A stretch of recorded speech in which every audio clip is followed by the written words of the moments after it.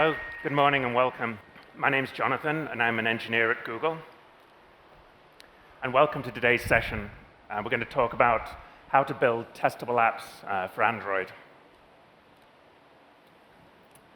So through the history of time, architecture has continually evolved in style and ambition to fit our expanding visions. In order to build these increasingly complex architectures, we've needed to also innovate new tools and patterns and methods to meet the demands of building them. And just like in the real world, in software too, we've all had our own evolutionary path. We've seen this in Android development too. Who remembers building small applications in Eclipse? Yeah. And as the complexity of our applications grew, so did the need for better tools and testing tools. And now today, we're building out quite complex applications within Android Studio. And last year, there was Jetpack, which included a lot of great libraries to abstract some of the details, allowing us developers to focus on writing great features. But sometimes the evolution hasn't always been easy, and choices developers have had to make haven't always been so clear. So how do you answer questions such as, how should I architect my application? Or how do I organize my code base? What library should I choose? And what tools should I pick? The choices that you make early on in development have a long-lasting impact on the testability of your app, and thereby your development velocity and your ability to add new features sustainably. Well, today we're going to show you, with some real-world examples, how to make the pragmatic decisions in how you build your applications in order to build a long-term testing strategy. In testing, the key attribute to consider is scope. Now, scope means how much of my applications in my test covering, and tests could run on just a single method, or they could span multiple features, multiple screens. And scope directly impacts two other attributes of testing. Speed. How fast does your test run?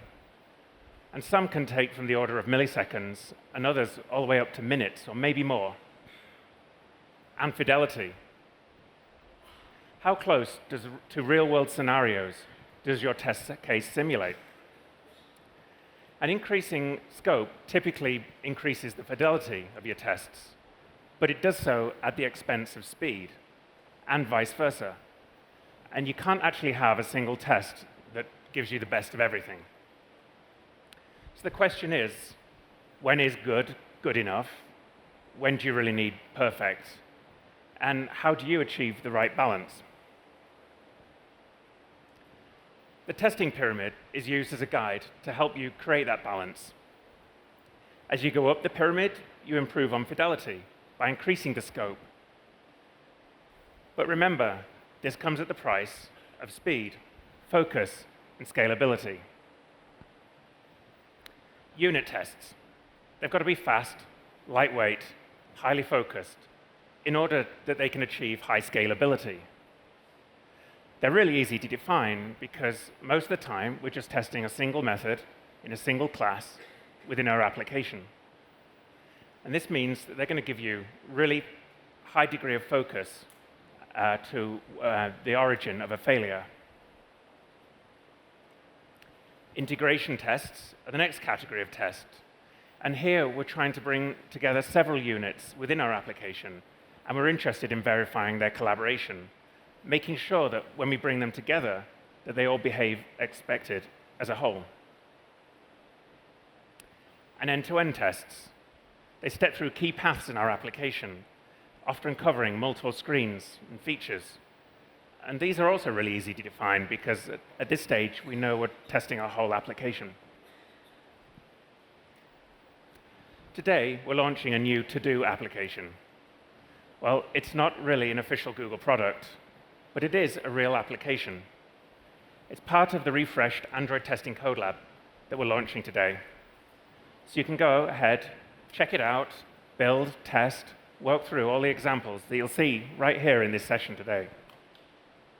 Now, we're going to work through building this application together. And in doing so, Along the way, we'll discuss some of the challenges and the choices that will be faced. Building an application usually starts by defining some key critical user journeys. And a critical user journey is a step-by-step path that the user takes through an application. And the idea is, in order to meet a predefined end goal. The journey may span multiple screens and decision points to get to that end goal. And they're often sketched out by a series of mock-ups. And let's take a look at some that our UX designers just sent us. Our first user journey is that of creating a new task. Users arrive on the home screen, which shows a list of tasks. The first time they get there, it's going to be empty. There's a floating action button that they can click. It takes them to the next screen, where they can enter details for their tasks. They can click Save, and they return back to the home screen. And their new task should show up. Our second user journey is about checking our progress. So users can select an existing task, they can mark it as completed, and then they can go and view their progress on a statistics screen that shows them just how productive they are. Now, every project starts off small, but if careful attention isn't paid to design, architecture, organization, during the growth of that code base, development can quickly spiral out of control as your application grows uncontrollably.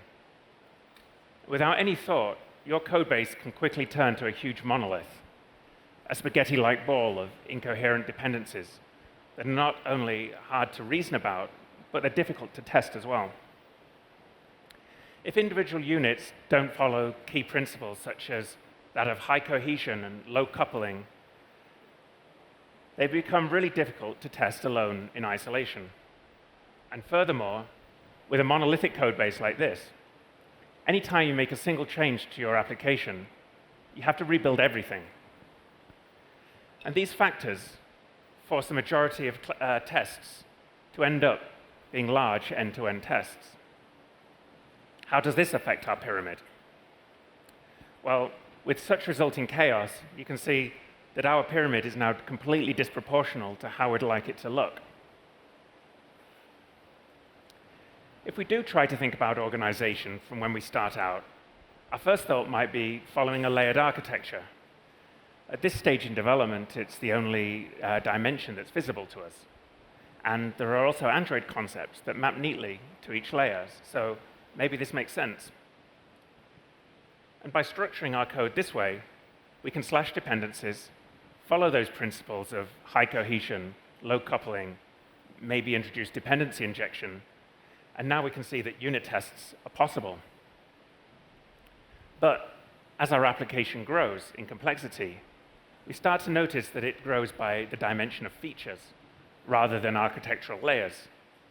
So even if we did modularize our code this way, a small change high up in the tech stack is only going to save a couple of layers of modules of rebuild, whereas something lower down still causes a complete rebuild of the whole application. Furthermore, the layers themselves become monolithic, and so we still end up writing so many large end-to-end tests. Now, while the ability to start writing unit tests is really good, projects are still left with a pyramid that doesn't quite look right. And the problem with this setup is that in order to compensate for our fidelity gap in unit tests, we're overcompensating dramatically in end-to-end tests, which are slow and heavyweight. There's nothing here that's guiding us so far in order to make a balanced pyramid. So a poorly organized and architected code base can quickly lead to severe bottlenecks in your development workflow. By over-relying on these large end-to-end tests, we're faced with test suites that take far too long to run, and the lack of focus in them mean that bugs are really hard to track down. Without effective modularization, every change we make to the app causes large swaths of it to be rebuilt, and all the tests must be rerun. These key points can cripple your team's velocity. But organizing your code correctly has a big impact on testability and development velocity. So we want to get it right from the get-go. We want to create a way that's going to be scalable as we move forward and our application grows over time. So let's think about how we may decompose our project. At the top, we've got our application. And one of the key areas of functionalities is managing tasks. We also have a progress module that has a dependency on tasks. And as we dive in, we notice that tasks is a really big feature. We can further decompose it with add, edit, list, view. And organizing our code this way allows our development to scale as our application grows and new features are added. And we're also able to scale in depth of complexity too. As features become more complex, we can continue breaking them down, adding more modules. And this approach to organization makes sense since two components in the same domain are much more related in function than two components that might just happen to be an activity. We can implement this kind of organization both through language features such as packaging, but also through our build system, like Gradle modules or Bazel libraries. We can add domain-orientated modules now to the application and define clear API boundaries to contractualize their interactions. So now we have a way to shard our application, which makes it possible to isolate the components for more focused testing. Finally, we can see blueprints for integration tests. And of course, all these modules are going to be decomposed and be unit testable. And we can still write our large end-to-end tests. Furthermore, this organization allows us to scale. As we add new features, the tests scale along with them. You can use this guide as a starting point, and of course you can decompose further or in different ways that make sense for your application. The key thing here, though, is to remember to provide natural guides and templates for different categories of tests for your application. To build our to-do application, we're going to be using some of the architecture component libraries from Jetpack, such as data binding, view model, live data, navigation, and room. We're going to follow the model view view model pattern, or MVVM, to architect our application. This provides a really clear separation of concerns, and Jetpack's architecture component libraries really fit in well neatly with this. We're going to start with a single activity that uses the navigation component to map the user's flows through a series of fragments, each one managing its own screen. Each fragment has its own XML layout that's mapped directly to its own view model using data binding architecture component. And it'll also use live data to reflect changes back up into the view. And our model layer is going to be abstracted under a repository that contains both a remote data source and a local data source that's backed by SQLite and using Room architecture component. On Android, the user interface is updated on the UI thread. And so long as the events that we post there are nice, short tasks, our UI stays snappy and responsive. In our application, however, everything's not going to fit that criteria. We use both a local database and we make requests to a remote REST API for dealing with task data. Operations to both of these components take a long time. And if we were to run these on the UI thread, we'd quickly see that our application becomes slow or even unresponsive. So of course, we need to make sure that these long-running operations occur asynchronously in the background somehow, so that we're not blocking our UI thread from responding while we're waiting for these tasks to complete. In our application, we're going to make use of Kotlin's coroutines for asynchronous operations. You can think of coroutines as lightweight threads. And although they've been stable for only a relatively short amount of time, the community has adopted them very quickly, and they've become a clear trend in Android development. A coroutine scope keeps track of all the coroutines it creates. And if you cancel a scope, it thereby cancels all of the coroutines that were created in that scope. In our application, coroutines are launched from the viewModel objects using a special viewModel scope. This is particularly useful when our viewModel gets destroyed because it automatically cancels all of those existing child coroutines. It's going to save resources and avoids potential memory leaks along the way. And from within this scope, we can call down to our tasks repository. The coroutine scope created in our task repository is concerned for parallel decomposition of work. When any child coroutine in this scope fails, the entire scope fails, and all of the remaining coroutines are cancelled. This function returns as soon as its given block and all of the child coroutines are both complete. Coroutines can certainly make developing asynchronous code a lot simpler. So let's start by implementing our first critical user journey. Just to recap, we start on the home screen. We click a floating action button, which takes us to the detail screen. Here we enter text for our new task, save, and we're back to the home screen, where we can see our newly created note.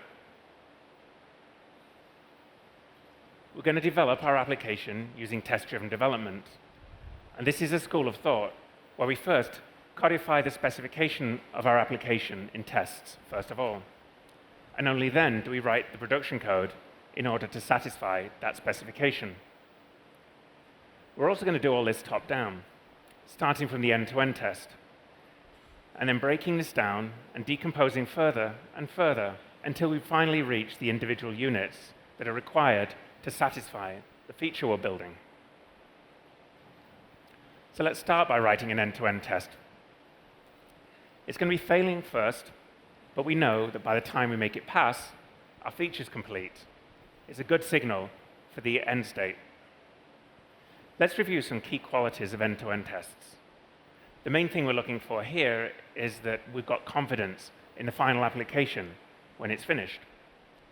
Therefore, these kinds of tests should run on a real or a virtual device,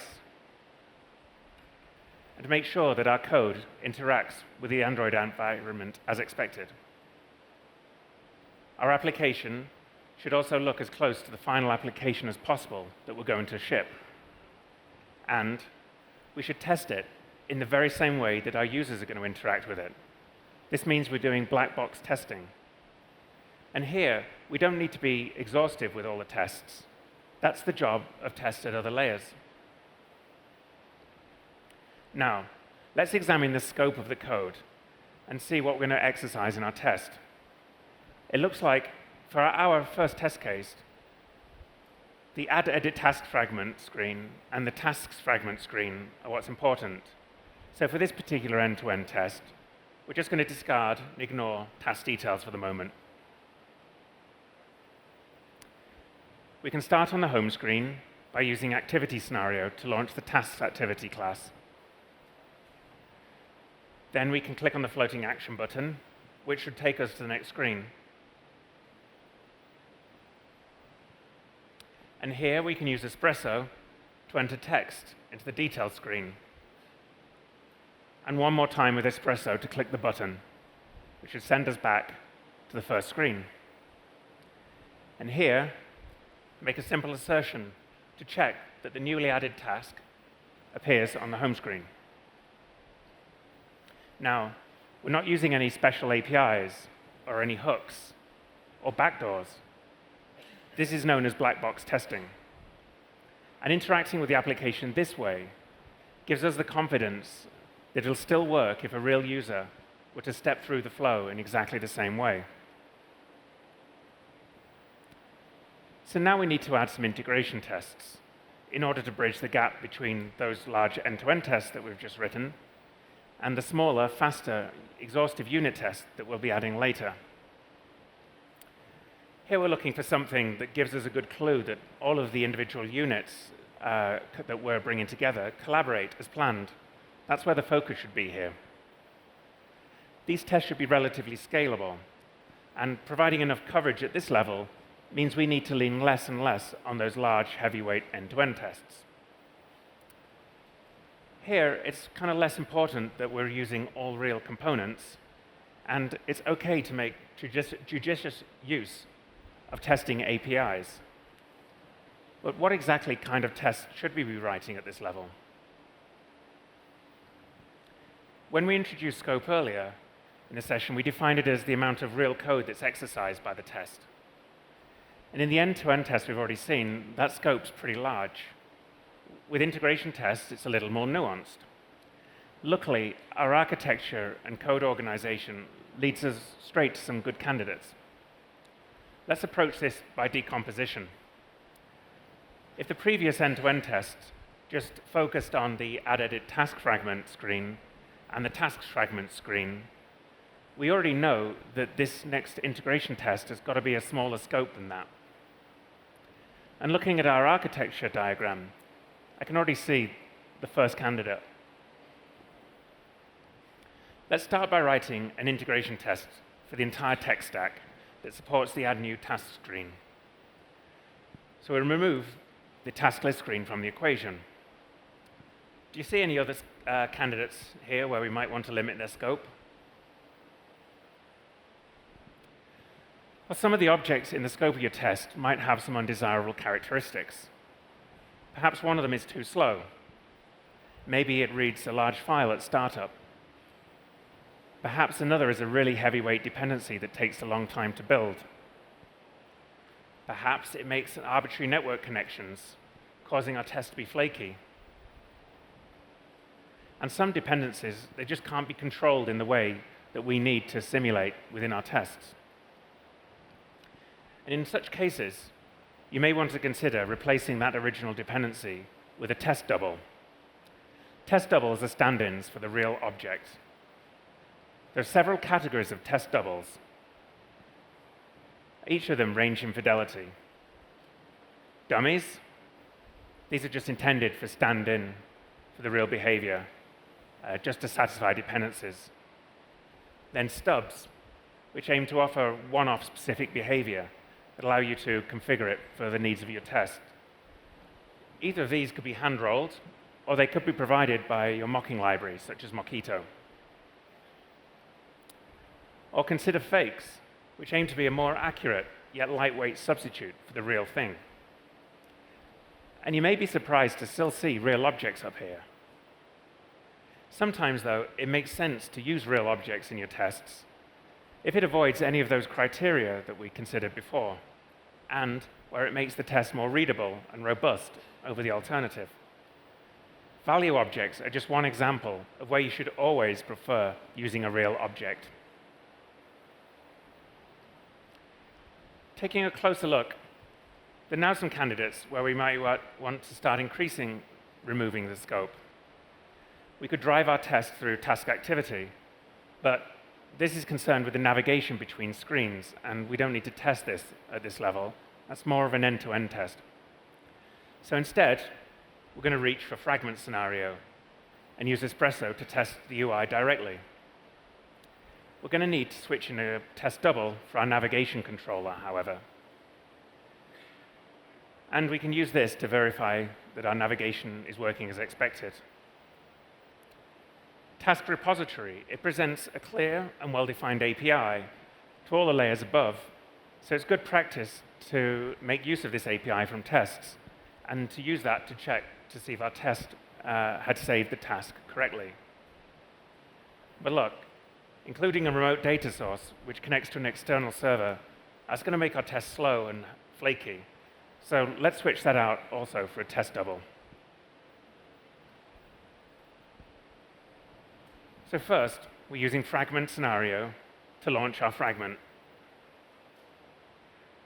And we need to verify that our floating action button sends us to the right screen. And the navigation controller handles this kind of thing. We don't actually need to go to that new screen for this kind of test. We just need to record that we went there. So we can swap out the navigation controller for a test double. There isn't actually a fake version provided, so in this case, I think it's perfectly acceptable just to shim in a mock like this. And now we can use the Espresso APIs to enter some text in the fields, as we did before, clicking the floating action button to save the task. And for the final part of the test, we need to check two things. First, was the task saved correctly? So we can do this by obtaining the task service or the task repository from the service locator. And we can use its APIs to get a list of the tasks that were saved. And then we can make sure it contains one that was saved that matches the one we tried to save through the UI. The next assertion is, did we get back to the right screen okay? We can check with our mock navigation controller to make sure that the right navigation event was sent that would have directed us to the right screen.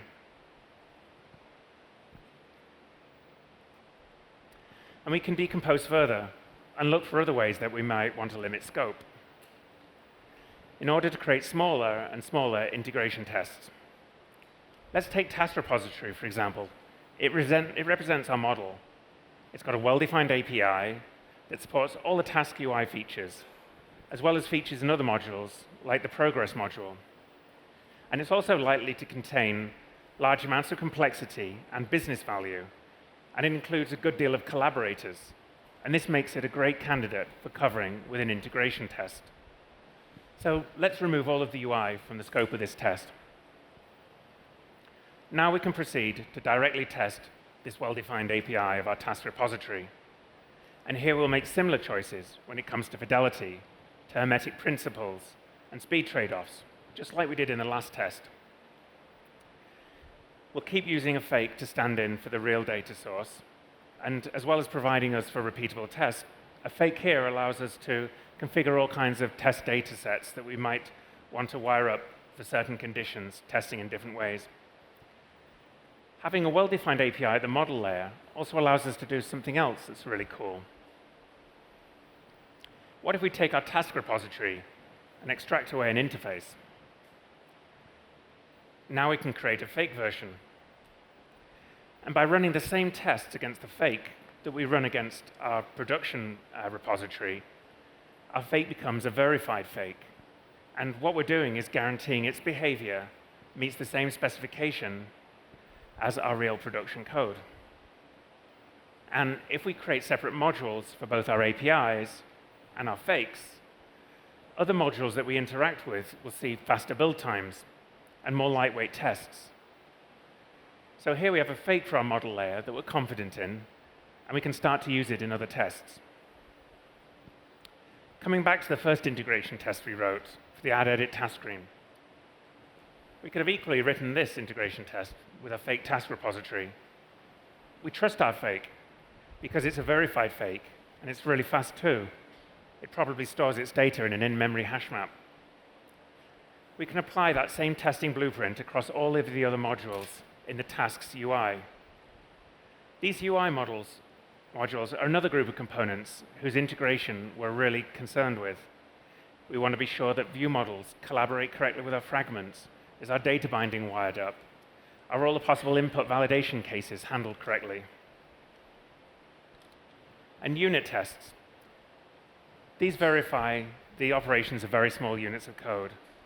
The scope of these kinds of tests is as small as possible, so the code can be tested exhaustively and give very fast and very specific feedback on failures. A large project is going to have thousands of these, so they should run in milliseconds. It's totally okay to swap out production dependencies, but they should still be black box in nature. We want to be testing behavior, not implementation. And the line between the categories of tests here can get a little blurry. Let's consider writing a task for our task's local data store. Task local data store takes the task DAO as a dependency. And in a real system, this is provided by the to-do database, a class generated by Room, which is backed by Android SQLite. And if we follow the classic principles of unit testing, we can ask Mockito to provide us a mock for our task DAO instead. Here in our test, we can create that mock and then pass it in as a dependency to our task's local data store. We can create a new task and then save it in the repository. And then finally, we can validate that the insert task call was invoked on our task DAO. But wait, this test here already knows too much about the implementation details of save task, how it's implemented. If we were ever going to change that implementation, then the test is going to need updating as well, even if the behavior was supposed to remain the same. This is what is known as a change detector test, and its burdensome maintenance can start to quickly outgrow its usefulness. Effective unit tests should really focus on testing behavior instead. But how should we do that? We can do that by ignoring the internal implementation and focusing on the API contracts instead. Take task data source. The contract states that when I save a task through the save task method, I should still then be able to retrieve that same task by looking it up by ID. So our test should exercise that contract rather than concerning itself with implementation details. So we'll exercise the save task method on a local task data store, but we won't be concerned with the fact that it calls insert task on the DAO. Then we'll call get task on the data store again, forgetting about the implementation. And one thing to bear in mind when writing tests like this, where the code under test makes use of coroutines, is that we need to make these asynchronous operations appear synchronous so that our tests are going to remain deterministic. If we were to call a get task function and execute it, and sometimes the save task function hadn't completed in time, we'd end up with a flaky test. Luckily, doing so is rather straightforward by asking our test to run blocking. One of the first tools you'll learn to write tests that uses coroutines is the run blocking construct.